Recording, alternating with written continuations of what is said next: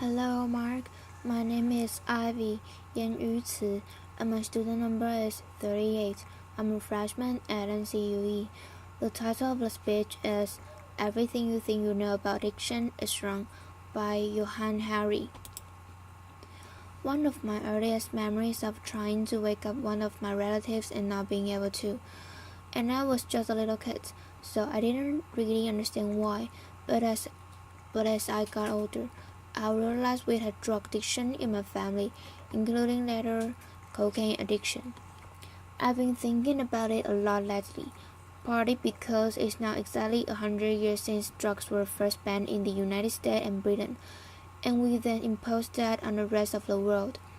It's a century since we made this really hateful decision to take addicts and punish them and make them suffer, because we believed that would deter them. It would give them an incentive to stop. And a few years ago, I was looking at some of the addicts in my life who I love and trying to figure out if there was some way to help them.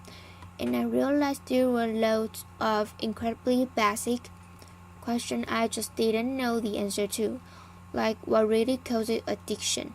Why do we carry on with this approach that doesn't seem to be working? And is there a better way out there that we could try instead? So I read loads of stuff about it, and I couldn't really find the answers I was looking for.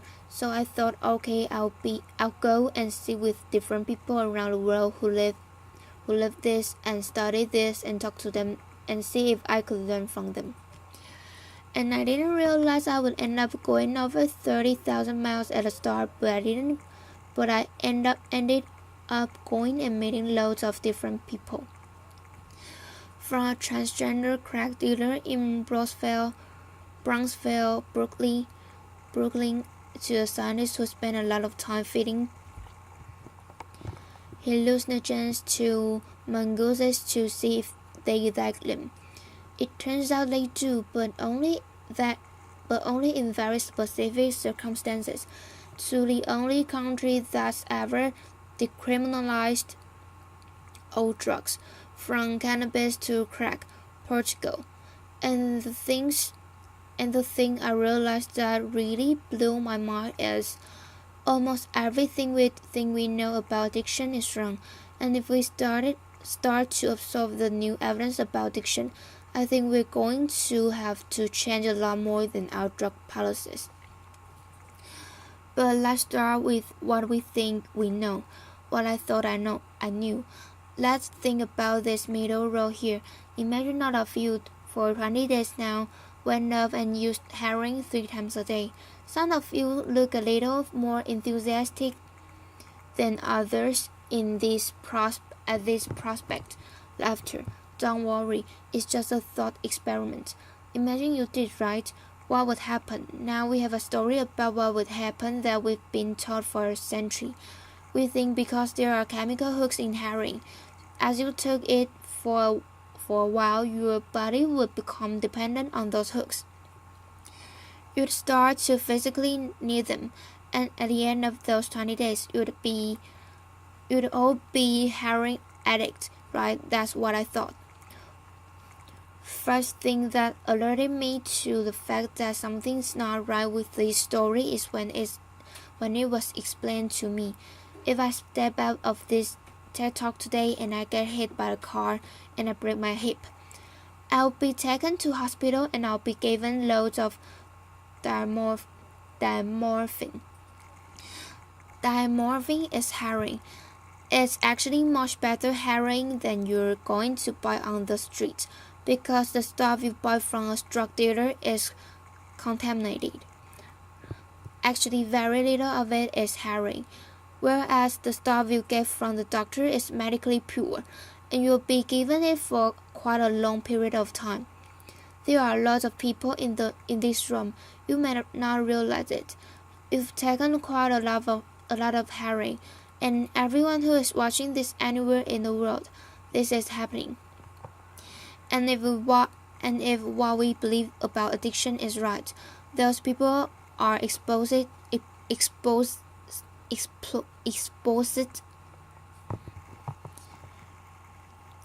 exposed to all those chemical hooks, what should happen?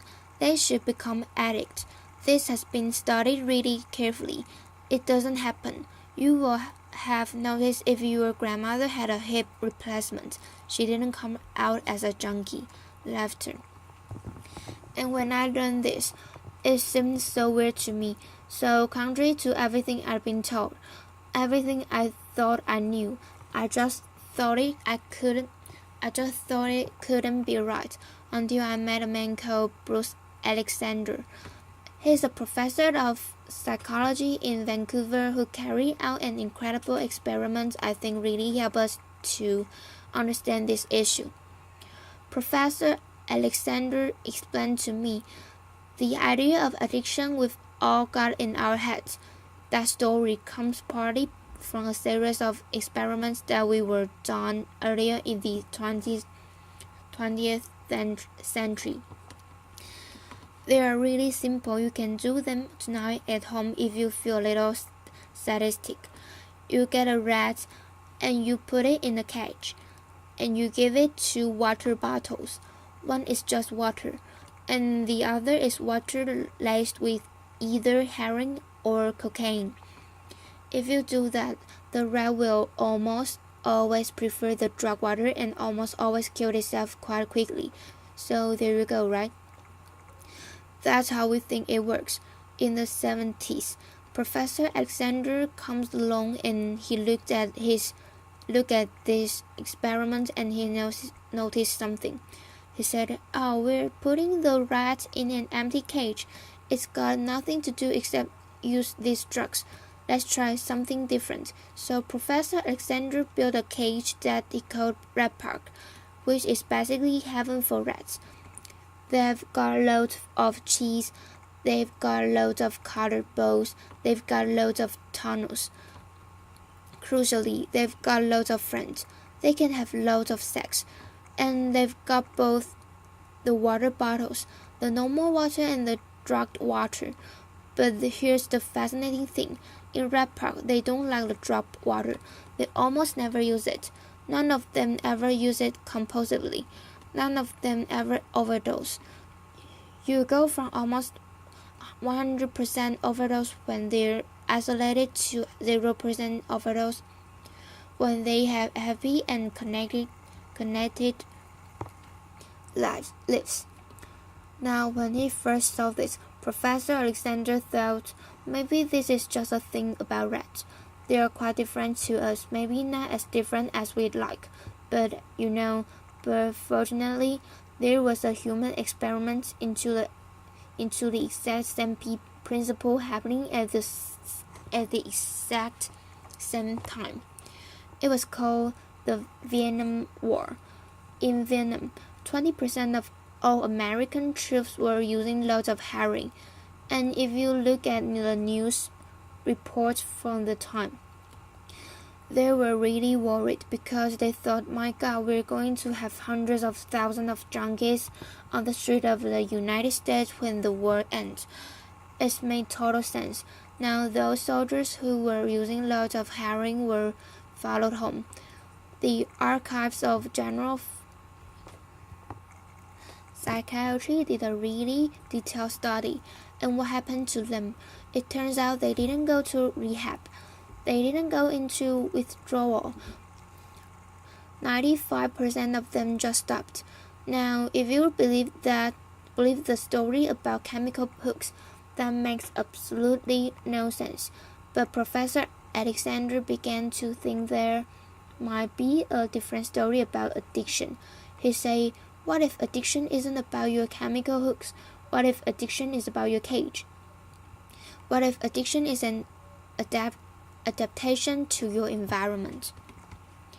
Looking at this, there was another professor called Peter Cohen in the Netherlands, who say maybe we shouldn't even call it addiction. Maybe we should call it bonding. Human beings have a natural and innate need to bond, and when we're happy and healthy, we'll bond and connect with each other. But if you can do that because you're traumatized traumatized, or isolated, or beaten down by life. You are bound with something that will give you some sense of relief. Now, that might be gambling, that might be pornography, that might be cocaine, that might be cannabis, but you will bound and connect with something because that's our nature. That's what we want as human beings. And at first, I found this quite a difficult thing to get my head around. But one way that helped me to think about it is, I can see. I've got over by myself a bottle of water, right? I'm looking at lots of you, and lots of you have bottles of water with you. Forget the drugs, forget the drug war. Totally legally, all of those bottles of water could be bottles of vodka, right? We could all be getting drunk. I might after this laughter, but we're not. Now, because you've been able to afford the approximately gazillion pounds that it costs to get into a TED Talk, I'm guessing you guys could afford to be drinking vodka for the next 6 months. You wouldn't end up homeless. You're not going to do that. And the reason you're not going to do that is not because anyone's stopping you. It's because you've got bounds and connection that you want to be present for. You've got work you love. You've got people you love. You've got healthy relationships. And a core part of addiction, I came to think, and I believe the evidence suggests, is about not being able to bear to be present in your life. Now, this has really significant implications. The most obvious implications are for the war on drugs. In Arizona, I went out with a group of women who were made to wear t-shirts saying I was a drug addict and go out on chain gangs and dig graves while members of the public jeer at them. And when those women get out of prison, they're going to have criminal records that mean they'll never work in the legal economy again. Now, that's a very extreme example, obviously, in the case of the chain gang, but actually almost everywhere in the world we treat an addict to some degree like that.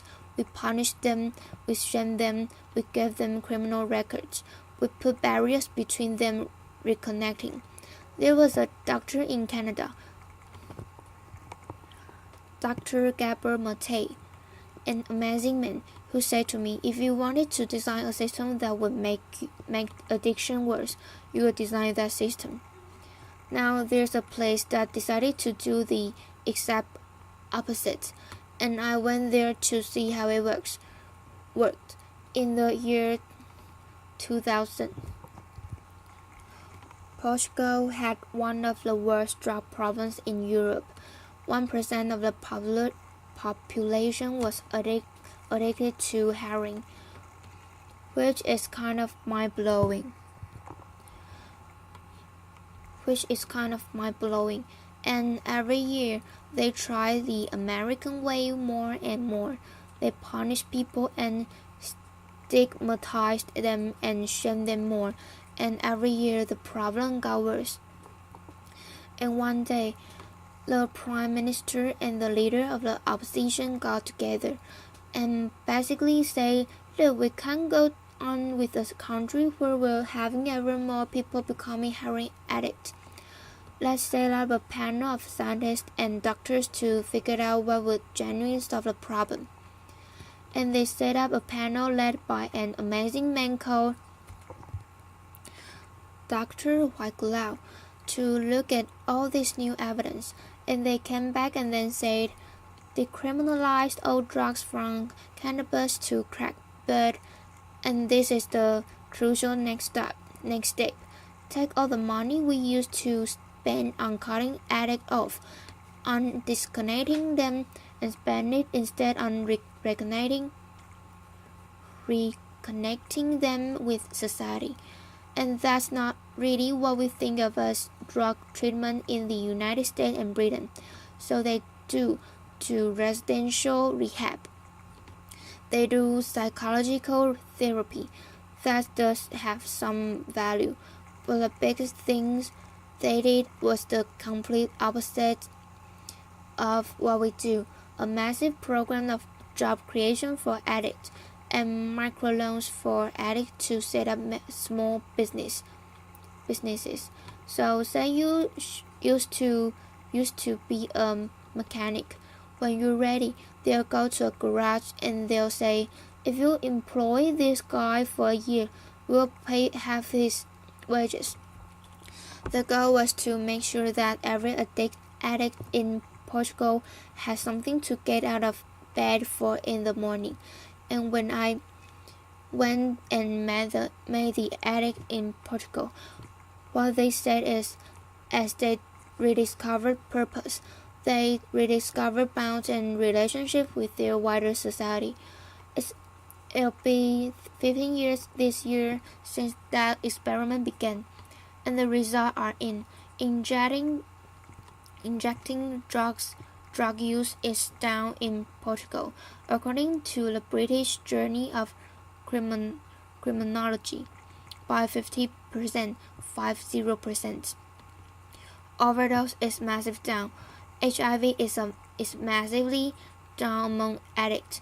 Addiction in every study is significantly down. One of the ways you know it works so well is that almost nobody in Portugal wants to go back to the old system. Now that's the political implications. I actually think there's a layer of implications to all this research below that. We live in a culture where people feel really increasingly vulnerable to all sorts of addictions, whether it's to their smartphones or to shopping or to eating. Before these talks began, you guys know this, we were told we weren't allowed to have our smartphones on, and I have to say, a lot of you looked an awful lot like addicts who were told their dealer was going to be unavailable for the next couple of hours. Laughter. A lot of us feel like that. And it might sound weird to say, I've been talking about how disconnection is a major driver of addiction, and we're to say it's growing because we think we're the most connected society that's ever been. Surely. But I increasingly began to think that the connection we have or thing we have are like a kind of parody of human connection. If you have a crisis in your life, you'll notice something. It won't be your Twitter followers who come to sit with you. It won't be your Facebook friends who help you turn it around. It'll be your flesh and blood friends who you have deep and nuanced and textured face-to-face relationship with. And there's a study I learned about from Bill McKibben, the environmental writer, that I think tells us a lot about this. It looked at the number of close friends the average American believes they can call on in a crisis. The number has been declining steadily since the 1950s. The amount of floor space an individual has in their home has been steadily increasing. And I think that's like a metaphor for the choice we've made as a culture.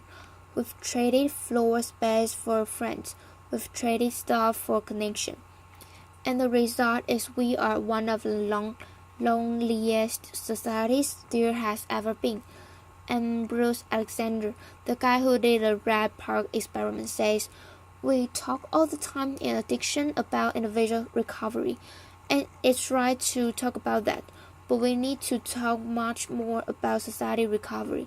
Something gone wrong with us, not just with individuals but as a group. And we've created a society where, for a lot of us, Life looks a whole lot more like that isolated cage and a whole lot less like Red Park. If I'm honest, this isn't why I went into it. I didn't go into the discover the political stuff, the social stuff. I wanted to know how to help the people I love. And then I came back from this long journey and I learned all this. I looked at the addict in my life, and if you were really candid, it's hard loving an addict, and there's going to be a lot of people who know in this room. You're angry a lot of time, and I think one of the reasons why this debate is so charged is because it runs through the heart of each of us, right? Everyone has a bit of them that looks at an addict and thinks, I wish someone would just stop you. And the kind of scripts we're taught for how to deal with the addict in our lives is typified by, I think, the reality show intervention, if you guys have ever seen it. I think every in our lives is defined by reality TV, but that's another TED Talk. If you've ever seen the show Intervention, it's a pretty simple premise. Get an addict and all the people in their life, gather them together, confront them with what they are doing, and they say, if you don't step up, we're going to cut you off. So what they do is they take the connection to the addict and they threaten it. They make it contingent on the addict behaving the way they want. And I began to see why that approach doesn't work. And I began to think that's almost like the importing of the logic of drug war into our private lives. So I was thinking, how could it be Portuguese? And what I've tried to do now, and I can't tell you I do it consistently, and I can't tell you it's easy. It's easy to say to the addict in my life that I want to deepen the connection with them. To say to them, I love you whether you're using or you're not. I love you whatever state you're in. And if you need me, I'll come and sit with you because I love you and I don't want you to be alone or to feel alone. And I think the core of that message, you're not alone, we love you, has to be at every level of how we respond to addicts, socially, politically, and individually. For 100 years now, we've been singing war songs about addicts. I think all along we should have been singing love songs to them, because the opposite of addiction is not sobriety. The opposite of addiction is connection. Thank you. Applause.